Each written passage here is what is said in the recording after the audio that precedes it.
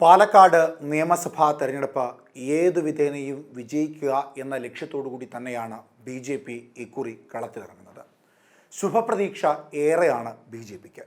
കാരണം കഴിഞ്ഞ കാലങ്ങളിലെ കപ്പിനും ചുണ്ടിനുമിടയിൽ വെച്ച് നഷ്ടപ്പെട്ടു പോയ നിയമസഭാ സീറ്റ് തന്നെയാണ്.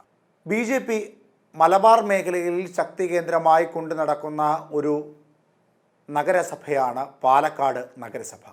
2 തവണ തുടർച്ചയായി നഗരസഭ ലഭിച്ചതും ഒപ്പം നിയമസഭാ മണ്ഡലത്തിലെ തെരഞ്ഞെടുപ്പിൽ 2016-ലും 2021-ലും ഇഞ്ചോടിഞ്ച് പോരാട്ടത്തിൽ കോൺഗ്രസുമായി മല്ലടിച്ച് 2ാം സ്ഥാനത്തെത്തി നിൽക്കുന്നതുമൊക്കെ ബി ജെ പിയെ സംബന്ധിച്ച് വലിയ പ്രതീക്ഷ തന്നെയാണ്.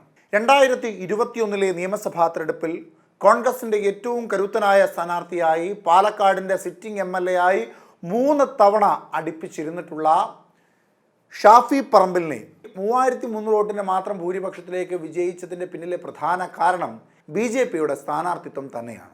വികസനങ്ങളെ മുൻപോട്ട് വെച്ചുകൊണ്ട് എല്ലാ തവണയും തെരഞ്ഞെടുപ്പുകളെ നേരിടുന്ന ബി ജെ പി 2021-ലെ നിയമസഭാ തെരഞ്ഞെടുപ്പിലും ചെയ്തത് അതുതന്നെയാണ്.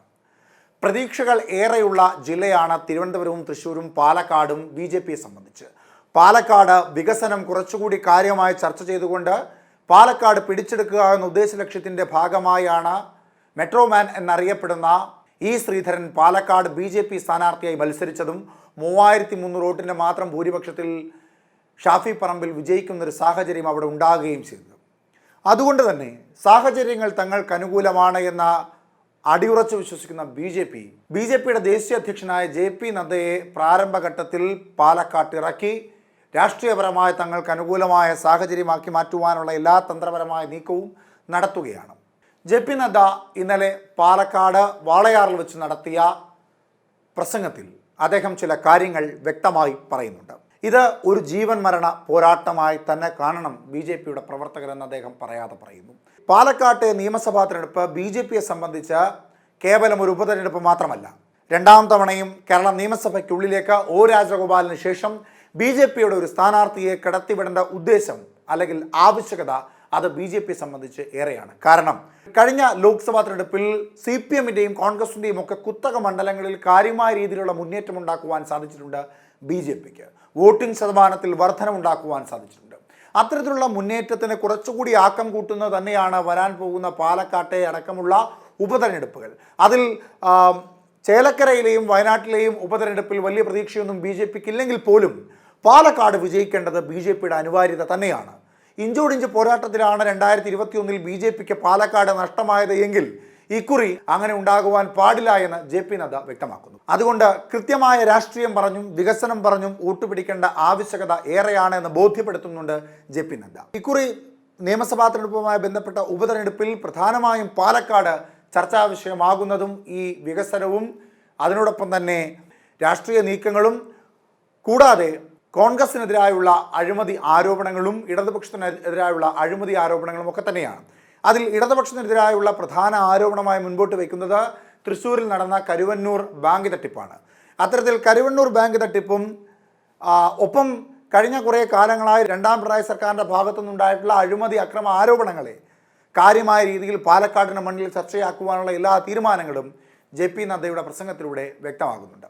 എന്തായാലും വികസന നേട്ടങ്ങളെപ്പറ്റി ചർച്ച ചെയ്യുവാൻ പാലക്കാട് ജില്ലയിലെ പൗരപ്രമുഖരെ വിളിച്ചു നിർത്തിയുള്ള ഒരു ചർച്ചാവേദിയായിരുന്നു വാളയാറിൽ നടന്നതെന്ന് പറയുന്നെങ്കിൽ പോലും അതിന് പിന്നിൽ കൃത്യമായ രാഷ്ട്രീയ നീക്കങ്ങളുണ്ട്. പാലക്കാട് ജില്ലയിലെ മാത്തൂർ, കണ്ണാടി, പെരിയാരി പഞ്ചായത്തുകളിൽ കാര്യമായ രീതിയിൽ മുന്നേറ്റമുണ്ടാക്കുന്ന ബി ജെ പി ആ 3 പഞ്ചായത്തുകളിലും പാലക്കാട് നിയമസഭാ മണ്ഡലത്തിലും കാര്യമായ രീതിയിൽ പ്രവർത്തിക്കുവാനും ഒപ്പം തങ്ങൾക്ക് സ്വാധീനമുള്ള പഞ്ചായത്തുകളിൽ കാര്യമായ രീതിയിൽ വികസനവും ഒപ്പം രാഷ്ട്രീയവും ചർച്ച ചെയ്തുകൊണ്ട് മികച്ച മുന്നേറ്റം വരുത്തി കടന്നുകൂടുവാനുള്ള ശ്രമം ബി ജെ പിയുടെ ഭാഗത്തു നിന്നുണ്ട്.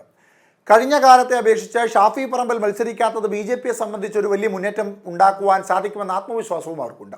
ഷാഫി പറമ്പിലിന് പകരം രാഹുൽ മാങ്കൂട്ടം സ്ഥാനാർത്ഥിയാകുകയാണ് എങ്കിൽ 2021-ൽ ഇടതുപക്ഷം സഹായിച്ചതുപോലെ ഒരു പിന്തുണ രാഹുൽ മാങ്കൂട്ടത്തിന് ഉണ്ടാകില്ല എന്ന ബോധ്യവും ബി ജെ പിക്കുണ്ട്. കാരണം ബി ജെ പിയേക്കാൾ കൂടുതൽ രാഹുൽ മാങ്കൂട്ടം ആക്രമിക്കുന്നത് ഇടതുപക്ഷത്തെ തന്നെയാണ്. അതുകൊണ്ട് ഇടതുപക്ഷ സഹയാത്രികരും അണികളും രാഹുൽ മാങ്കൂട്ടത്തിന് അനുകൂലമായ നിലപാട് സ്വീകരിക്കുമെന്ന് ബി ജെ പി കരുതുന്നുമില്ല. കൂടാതെ തന്നെ സ്ഥാനാർത്ഥിത്വത്തെ ചൊല്ലി പാലക്കാട് ഇപ്പോൾ വലിയ തർക്കം തന്നെ നടക്കുകയുമാണ്.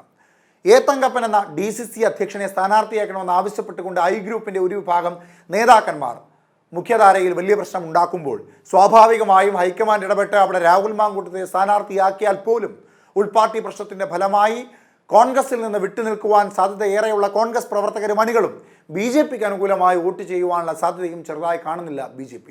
ഒപ്പം മുഖ്യധാര രാഷ്ട്രീയത്തിൽ കാര്യമായ രീതിയിലൊരു മുന്നേറ്റമുള്ള ജനസ്വീകാര്യതയുള്ള നേതാവിനെ കൂടി അവിടെ മത്സരിപ്പിച്ചാൽ മികച്ച മുന്നേറ്റം BJPക്ക് ഉണ്ടാകുമെന്ന് അടിയുറച്ച് വിശ്വസിക്കുന്നു JP നദ്ദയും BJP സംസ്ഥാന നേതാക്കന്മാരും പ്രവർത്തകരും.